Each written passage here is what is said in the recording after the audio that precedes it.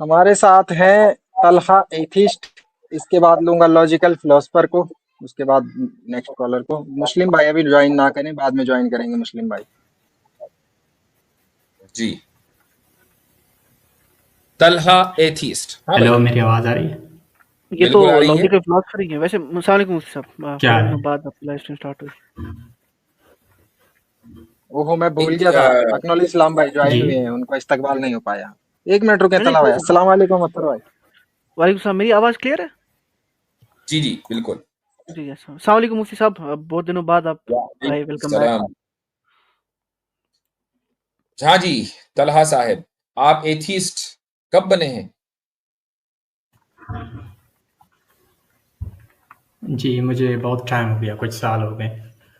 कुछ साल हो गए। चलिए, ये अच्छा हुआ कि आपने ये नहीं कहा कि मैं तो पैदा ही एथीस्ट हुआ था। कुछ लोग हमारे पास ऐसे भी आते हैं, कहते हैं कि मैं तो शुरू से ही एथीस्ट हूँ। तो आपने ये कहा कि कुछ साल हो गए आपको एथीस्ट बने हुए। नहीं, शुरू में तो हर कोई होता है। तो फिर आपने ये क्यों कहा कि मैं कुछ साल पहले बना?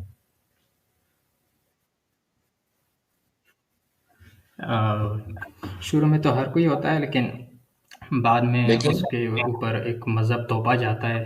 तो अच्छा, मेरे ऊपर भी तोपा गया था, तो मैंने वो छोड़ दिया। ओके। तो वो जो जब आप एथीस्ट थे, हम्म। तो आप शुरू में, बिल्कुल शुरू में एथीस्ट थे, हम्म। तो उस वक्त की कुछ बातें याद हैं कि आप खुदा का जी। इनकार किस तरह किया करते थे? नहीं, एथियस्ट उसको नहीं कहते कि जो अच्छा, खुदा का इनकार करते हैं। एथियस्ट अच्छा, फिर उनको किसे कहते कहते हैं? हैं जो खुदा के वजूद से अ, जो खुदा के वजूद का जो दावा है उसका इनकार करते हैं। तो जब आप दूध पी रहे थे, तो उस वक्त आप क्या खुदा के वजूद के दावे को इनकार कर रहे थे करके? ऐसा तो नहीं होगा ना? नहीं, मेरे मेरे सामने जो दावा जब रखा गया, तो उसके बाद जी। तो उस वक्त तो मैं ये जानता नहीं था। यानी जब मैं छोटा था तो मैं तो दावा भी नहीं जानता कि दावा क्या होता है। अभी आपने कहा ना कि एथीज्म कहते हैं खुदा के वजूद के दावे का जो इनकार कर दे। तो दूध पीता बच्चा खुदा के वजूद के हम्म। दावे का इनकार कैसे करता है? मुझे आज वो समझा दे।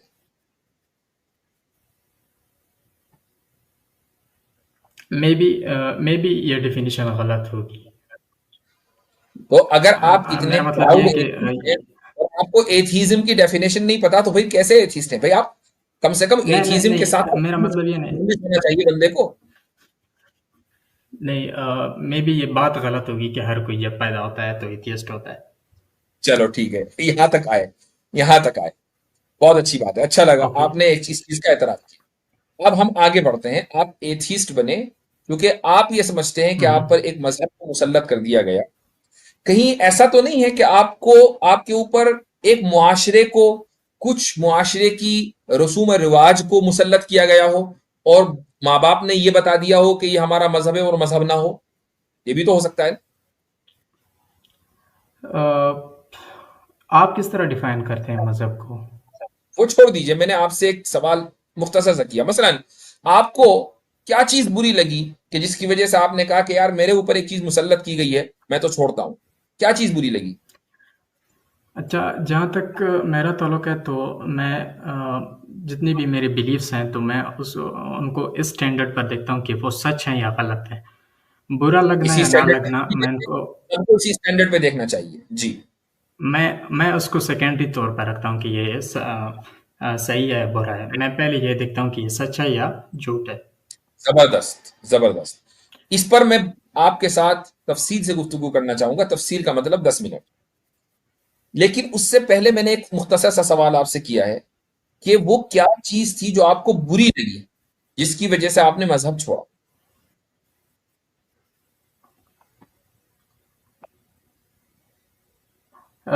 मुझे मज़हब में ऐसी कुछ बातें लगी जो कि मुझे लगता था कि मेरे ज़मीर के ख़िलाफ़ जाती हैं। जैसे मसलन? कि अम, सारे इंसानों को सारे इंसानों को एक तरह से ना देखना। ओके। आपके मज़हब के जो लोग नहीं हैं उनको दूसरी नज़र से देखना। किस नजर से? मतलब उनको दूसरी नजर से क्या सेकंड मतलब है? क्लास सिटीज़न मानना। हाँ, मसलन मसलन मुझे लग रहा है कि आप पाकिस्तान से हैं, राइट? जी। मसलन मसीही बिरादरी के साथ डिस्क्रिमिनेट करना, उनको सेकंड क्लास मानना, है ना? जी, जो भी नॉन मुस्लिम हो। वहां पर मसला मसीही बिरादरी का है ना, तो मसीही बिरादरी को उनके साथ नहीं, डिस्क्रिमिनेट हमारा करना। भी है, एथियस्ट लोगों नहीं, का भी हम है। तो फॉर एग्जांपल हम अगर तो मैं निकलेंगे आपको भाई, नप जाएंगे, आप पाकिस्तान में फैसला ना आपसे कौन करें। गटर साफ करवाता है भाई? हाँ, तो ये जो मसला मैंने पहले ही बोल दिया था। देखो, मैं जो हूं ना, मुझे ऐसा लग रहा है कि मुझे अपने आप को इल्हाद का डॉक्टर डिक्लेयर कर देना चाहिए। अल्हम्दुलिल्लाह, मैंने पहले ही भाप लिया था कि आपका मसला मजहब नहीं है, आपका मसला कल्चर है। आपके जमीर ने गवारा नहीं किया कि आपके घर वाले दूसरे मजहब के लोगों को दूसरी नजर से देख रहे हैं। वो दूसरी नजर क्या है सिर्फ मेरे कि घर यार वाले ये, नहीं करते। हाँ, मतलब मुआशरे की बात कर रहा हूँ, घर वाले का मतलब नहीं, घरों से मुआशरे तो की बात भी मैं नहीं कर रहा, मैं स्क्रिप्चर की बात कर रहा, मैं कुरान और हदीस की बात कर रहा हूँ। आपने असल मुआशरे ही की वजह से इसको छोड़ा। उसके बाद जब आपने मजहब की किताबें खोली तो आपको कुछ ऐसे पैसेजेस मिल गए कि यार ये तो डिस्क्रिमिनेशन हो रहा है। जी। मसलन आपको ऐसा मिला, आपको कहा गया, या कुरान में आपने देखा या हदीस में देखा कि कुफ्फार जहन्नम में जाएंगे, होगा ना? जी। ठीक। तो आपने कहा कि भाई मुसलमान तो जन्नत में जाएंगे और कुफ्फार जहन्नम में जाएंगे, ये डिस्क्रिमिनेट हो गया। इसको तो डिस्क्रिमिनेशन नहीं कहते। अब हम बात मेरे लिए करेंगे ये डिस्क्रिमिनेशन के प्रॉब्लम ऊपर। सेकेंडरी है कि चलो ठीक है, आपकी प्राइमरी प्रॉब्लम पर बात मैं करते अपना हैं। प्राइमरी मैं इशू पहले आपसे। उसको हालांकि हालांकि जी। बहुत दिलचस्प मौजूद की तरफ मैं बढ़ रहा था, लेकिन मैं वापस आपके उस उसूल के ऊपर आऊंगा कि मैं ये नहीं देखता कि क्या चीज सही और गलत है, मैं देखता हूं कि क्या चीज सच और झूठ है। ये आपने कहा ना? जी। जी। जी। तो सच्चाई की तारीफ कीजिएगा। How do you define truth? जो चीज़ रियलिटी के साथ मैच कर रही हो। जो चीज रियलिटी के साथ मैच कर रही हो, बहुत जबरदस्त आपने तारीफ की है और यही डेफिनेशन है भी। हाउएवर, मेरा सवाल यह है कि रियलिटी क्या है? देखें, ये सवाल जो है ये इंतहाई मुश्किल है। मे बी सारे जो ऑन्टोलॉजी फील्ड के फिलासफर्स हैं, मे बी उनमें से भी किसी को भी पता नहीं कि रियलिटी क्या है। इसको डिफाइन करना इंतहाई मुश्किल काम है। लेकिन बहुत अच्छा। एक पॉइंट में यहाँ फिलासफर का भी आपने कहना चाहूंगा, उनकी मालूमात में इजाफे के लिए। बहुत अच्छी गुफ्तगू चल रही है। हमें इस वक्त तकरीबन 1700 से ज्यादा कुछ लोग देख रहे हैं, और ये वीडियो बाद में भी बहुत सारे लोग देखेंगे, और इसमें एक बड़ी तादाद मदारिस के तलबा की होती है। तो मदारिस के तलबा में मैं आप लोगों से खुसूसी तौर पर मुखातिब हूँ। अगर आपने शरह कायद पढ़ी है या पढ़ेंगे, तो उसमें शुरू में यह इबारत आती है, क़ाला अहलुल हक़, और उसके बाद हक की डेफिनेशन है जो तफ्ताज़ानी ने की है। वो डेफिनेशन ये है कि अल हक़्क़ु हुवल मुताबिक़ु लिल वाक़िअ। ठीक है, अल मुताबिक़ु लिल वाक़िअ का मतलब ये है कि वो जो वाक़े यानी रियलिटी से मैच करे। तो हमारे जो भाई आए हैं, मैंने इनसे सच्चाई की तारीफ पूछी, इन्होंने वही डेफिनेशन दी जो तफ्ताज़ानी ने शरह कायद में लिखी हुई है, इसलिए मैंने इस डेफिनेशन को फौरी तौर पर एक्सेप्ट कर लिया। ठीक है जी। अब हम आगे बढ़ते हैं। आपने कहा कि क्या वो रियलिटी को, रियलिटी की डिफिनीशन भी देते हैं? नहीं, मैं उसी पर आ रहा हूं। अभी हमने आपकी एक बात को मान लिया, अब हम रियलिटी पर आ जाते हैं। मैं सुन तो लीजिए, रियलिटी पर आ जाते हैं कि रियलिटी क्या चीज है। रियलिटी में वेरिएशंस हैं। कुछ रियलिटीज ऐसी हैं जिनका आप इदराक नहीं कर सकते हैं, कुछ रियलिटीज ऐसी हैं कि जिनका आप इदराक कर सकते हैं, मुशाहिदा कर सकते हैं, महसूस कर सकते हैं। मसलन आप इस वक्त मुझसे बात कर रहे हैं, क्या ये रियलिटी है या नहीं? अभी अगर आप ये कह देंगे कि ये रियलिटी नहीं है, तो आप अपने आप को एथिस्ट ना कहें। जी फरमाइए। जी, मैं ये मानता हूँ कि ये रियलिटी है। अगर आप ये कहें कि रियलिटी, कि आप ये साबित करें कि रियलिटी है, तो मैं ये साबित नहीं कर सकता। इसलिए मैं कह रहा हूँ कि ये एक ट्रिकी कॉन्सेप्ट है। इसको समझना नहीं, इतना आसान नहीं है। मैं रियलिटी साबित करने की नहीं, रियलिटी को जानने की बात कर रहा हूं कि रियलिटी को जाना भी जा सकता है कि नहीं। ठीक है, और उसको जानने का जरिया तो क्या आप है? किस मतलब चीज़ को जानते किस तरह हैं? उसको साबित करते हैं ना। राइट, वो मैं वही कह रहा हूं कि आपने महसूस किया इस चीज को, जिसको हम इंट्यूशन कहते हैं। ये आपका इंट्यूटिव नॉलेज है कि आप मुझसे बात कर रहे हैं, आपको किसी ने बताया नहीं है, आपने कहीं देखा नहीं है अपने आप को बात करते हुए, बल्कि इंट्यूटिवली यू बिलीव कि आप मुझसे बात कर रहे हैं। सही है ना? नहीं, सिर्फ इंट्यूशन नहीं है, इसमें कई कई और भी एस्पेक्ट्स हैं। फॉर एग्जांपल, एक तो मैं आपको स्क्रीन पे देख रहा हूँ, दूसरी ये बात है कि मैं इसको वेरीफाई दूसरे तरीके से भी कर सकता हूँ। फॉर एग्जांपल, अगर मैंने अपने एक दोस्त को बोला है कि मेरा ये लाइव सेशन देखना, वो मेरे साथ व्हाट्सएप पे बात कर रहा है, तो मैं उसके साथ ये वेरीफाई कर सकता हूँ। सिर्फ इंट्यूशन की बात नहीं, प्राइमरी बहुत एविडेंस सारे है ना, तरीके हैं प्राइमरी जिसकी वजह एविडेंस से तो मैं भाई, ये वेरीफाई प्राइमरी कर एविडेंस सकता हूँ कि ये जो अभी हो रहा है ये प्राइमरी रियलिटी है। एविडेंस तो इंट्यूशन ही है ना, प्राइमरी एविडेंस तो इंट्यूशन ही है ना।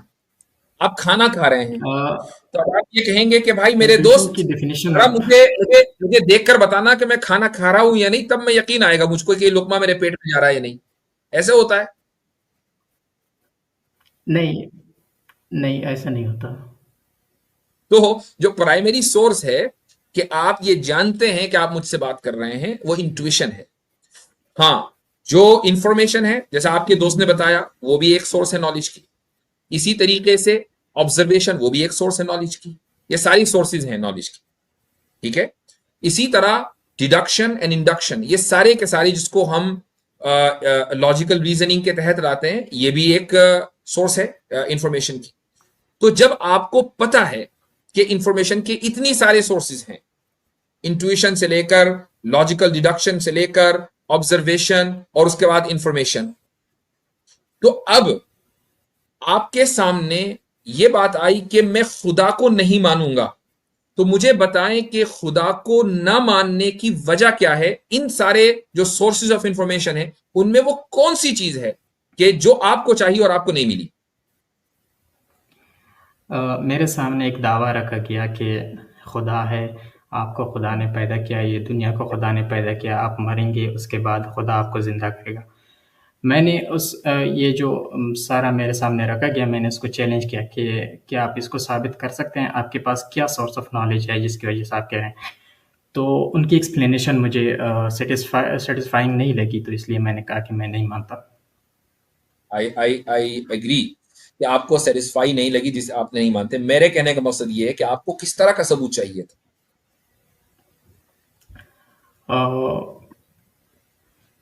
सपोज ये डिपेंड करता है कि कोई मुझे खुदा का डेफिनेशन किस तरह देता है। फॉर एग्जांपल, अगर कोई कहता है कि नहीं, जो अभी खुदा है आपने और कहा ना, सब कुछ, आपने कहा है उसी को मान लेते हैं।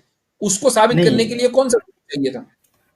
आप मुझे थोड़ा बोलने दीजिए, मैं आपको बोलने दूंगा, आप मुझे थोड़ा मौका दें। अच्छा, फॉर एग्जांपल, अगर कोई मुझे कहता है कि खुदा है और वो सब कुछ जानता है, तो आप अब मैं आपको क्या ऐसी एविडेंस दूं कि आप ये मान जाए? तो मैं ये कहूँगा उसे कि अगर खुदा सब कुछ जानता है तो उसको पता होगा कि मैं किस किस्म के एविडेंस से सेटिस्फाई होऊंगा। तो मतलब खुदा मुझे वो खुद दे सकता है, मुझे पता नहीं कि मैं किस तरह एविडेंस से सेटिस्फाई हो बहुत जाऊंगा। अच्छी बात है। तो इसलिए आपने खुदा को नहीं माना, क्योंकि खुदा ने आपको वो एविडेंस नहीं दिया कि जिससे आप सेटिस्फाई हो जाए।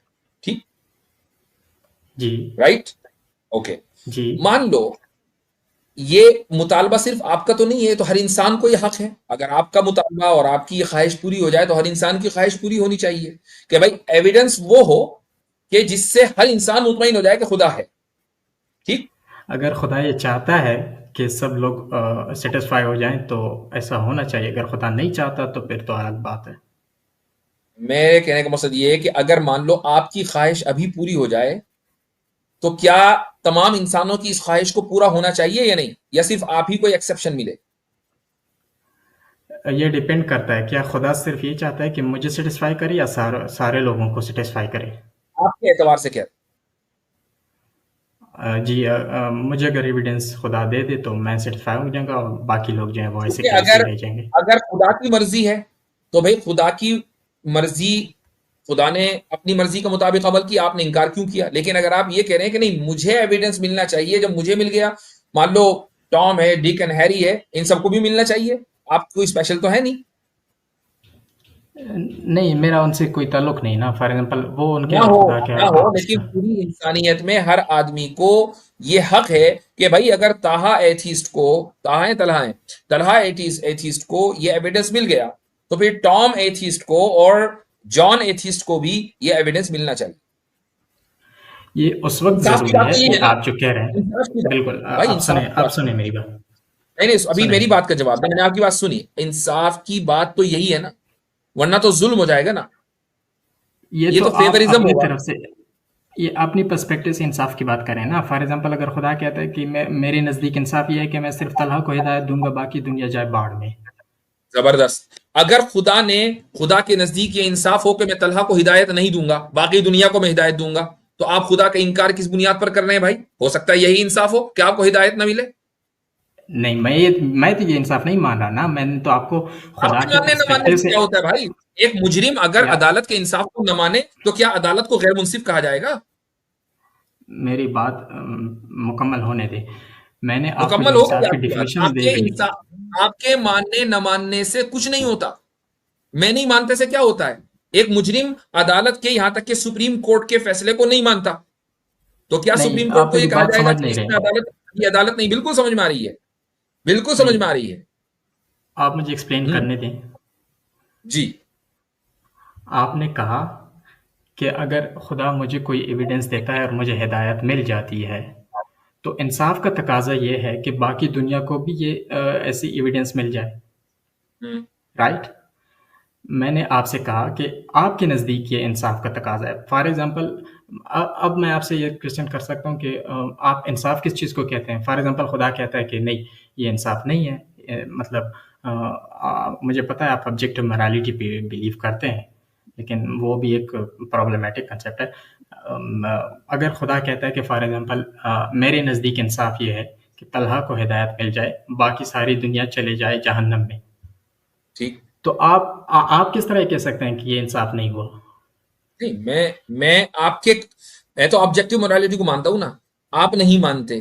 तो इमेजिन करें, इमेजिन करें, चले ऐसा ही एक सिनेरियो मानते हैं कि एक खुदा है जो ये कह रहा है कि मैं सारी दुनिया को जहन्नम में डालूंगा, तलहा को नहीं डालूंगा।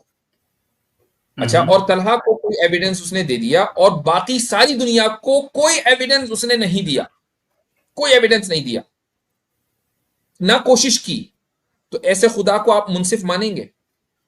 नहीं, मेरे ख्याल में नहीं होगा। तो जब वो मुंसिफ नहीं होगा तो खुदा भी नहीं होगा, जबकि आपको वो नो दलील नो दे नो चुका नो, है कि जिससे आपको इत्मीनान हो। क्योंकि आपको तो इत्मीनान, वो आपको तो हिदायत मिल गई, तो फिर भी आप इनकार ये कर रहे हैं, आपने क्यों भाई? ये आपने स्लाइट ऑफ हैंड कर दिया ना, कि अगर वो मुंसिफ नहीं है तो खुदा नहीं होगा। ये अभी कहाँ आपने से आ कहा गई मैं ये नहीं बात? मानूंगा, मैं अभी आपने कहा कि मैं नहीं मानूंगा, मैं खुदा जो को मेरा कंसेप्ट है नहीं इंसाफ का, मानूंगा। उसके मुताबिक नहीं मानूंगा। खुदा का मुंसिफ होना जरूरी है या नहीं? हो भी सकता है, नहीं भी हो सकता। अच्छा, क्यों नहीं, क्यों नहीं हो सकता? यानी अगर खुदा मुंसिफ नहीं होगा तो क्या फिर खुदा हमसे गया गुजरा नहीं होगा? आप मुझे खुदा की डिफिनेशन दे दें। मैंने तो आपको बता दिया कि खुदा का मुंसिफ होना जरूरी है। अगर नहीं, खुदा खुदा है मुंसिफ क्या नहीं चीज़? होगा, आपने कहा कि नहीं भी हो सकता, तो अगर खुदा मुंसिफ नहीं है, मान लो थोड़ी देर के लिए आप मुंसिफ हैं, मैं अपने आप को मुंसिफ मानता हूँ जी। मानते हैं, तो आप खुदा से बेहतर हैं भाई। तो जो बदतर है उसको खुदा क्यों नहीं, माना जाए? आपकी नज़र में खुदा क्या है? मतलब वो, व्हाट इज गॉड? मैंने आपको बता दिया ऑलरेडी, मैंने बता दिया कि खुदा के हम उस तारुफ को मानते हैं जो खुदा ने अपना कुरान में खुद ही कराया। लेकिन मैं उस टॉपिक पे जब जाऊंगा, जब स्टेप बाय स्टेप चलेंगे ना, अब जंप ना मारें। अब जो खुदा का जब तारुफ बताएं। तक मैंने आपसे सिंपली पूछा कि भाई खुदा का मुंसिफ होना जरूरी है कि नहीं? आपने कहा नहीं, हो भी सकता, नहीं भी हो सकता। अगर नहीं हो सकता तो फिर खुदा नहीं है। इसका मतलब ये, चूंकि वो जब बदतर हो तक गया, बदतर तो और हमसे बदतर हो गया ना वो, हम ऐसे खुदा को खुदा क्यों माने जो हमसे भी निचले दर्जे का है? खुदा कम जब से कम तक हमसे आप मुझे बेहतर तो खुदा हो। की डिफिनीशन नहीं देंगे। अब फॉर एग्जाम्पल आपने मुझसे सवाल किया कि आप मुनसिफ हैं कि नहीं। अब मैं ये सवाल कंप्रहेंड इजीली कर सकता हूँ, बिकॉज मैं जानता हूँ कि मैं एक मैटर से बनी हुई चीज़ हूँ, इंसान हूँ, थिंकिंग की कैपेबिलिटी है मुझ में, और अच्छे और बुराई की तमीज़ है मुझ में। जब तक इस तरह आप मुझे खुदा एक की इस एक तरह एक कोई एक डिफिनीशन एक नहीं एक देंगे। एक अब अच्छाई मैं और आपसे बुराई कहता हूँ कि नहीं है, क्या आप तो और पत्थर बुराई मुनसिफ क्यों हो मानते सकता हैं? है? आपने पहले ही बोल दिया कि मेरे यहाँ मेयार अच्छाई और बुराई नहीं है, सच और बातिल है। तो ये मत नहीं कहिएगा अच्छाई और बुराई की बात ना करना। ये मैं उस टॉपिक की तरफ नहीं जा रहा, ये मैं आपको एग्जांपल दे रहा हूँ। हम्म।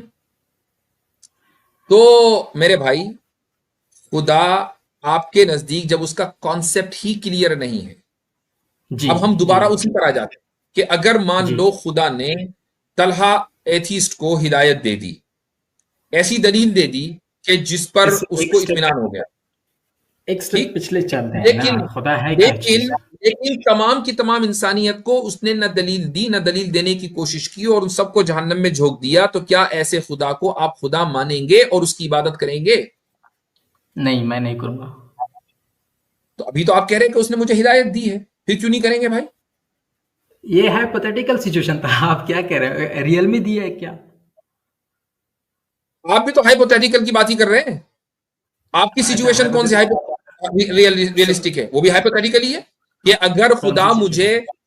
आपने कहा कि खुदा मुझे ऐसी हिदायत दे कि जिसको मैं मान लूं, तो मैंने कहा कि क्या ये कंसेशन सिर्फ आपको मिलना चाहिए या सारी इंसानियत को मिलना चाहिए? अच्छा अच्छा आपने कहा नहीं, अच्छा मुझे अच्छा, ही मिल जाए अब काफी है। बात समझ तो ये आ भी तो गई। ओके हाइपोथेटिकल है। ओके ओके, अब बात समझ में आ गई। अगर उसने मुझे हाँ, हिदायत बड़ी दी, देर से बाकी आती है, दुनिया में बड़ी देर से आती है। किसी को भी नहीं दी हिदायत, तो आपका सवाल ये है कि क्या मैं उसको फिर खुदा मानूंगा या उसकी इबादत करूंगा या नहीं? हाँ, अगर सिर्फ आपको दी और किसी को नहीं दी और ना देने की कोशिश की। अच्छा, तो इसका जवाब ये है कि अगर मुझे पता हो कि खुदा ने ऐसा किया है कि सिर्फ मुझे हिदायत दी, बाकी सबको जला दिया, मेरी फैमिली को भी जहन्नम में जला दिया, तो मैं तो उसकी इबादत नहीं करूंगा। हालांकि उसने हिदायत दी है। तो फिर अब आप आप हाइपोथेटिकल सिचुएशन चेंज कर रहे हैं। तो फिर आप ऐसी दलील का मुतालबा कर ही क्यों रहे हैं कि खुदा मुझे डायरेक्ट ऐसी हिदायत दे कि जिसका मैं इनकार ना कर पाऊं? क्योंकि अगर वो ऐसी हिदायत दे भी देगा तो इस सिचुएशन के अंदर आप फिर भी खुदा का इनकार कर देंगे। तो फिर ऐसी दलील का फायदा तो क्या इस मुतालबे का? नहीं नहीं नहीं, तो मैं मान तो लूंगा ना कि खुदा है, लेकिन मैं उसकी इबादत नहीं कर रहा, लेकिन ये उसकी तो मेरी इबादत नहीं अपनी करेंगे, प्रायोरिटी है।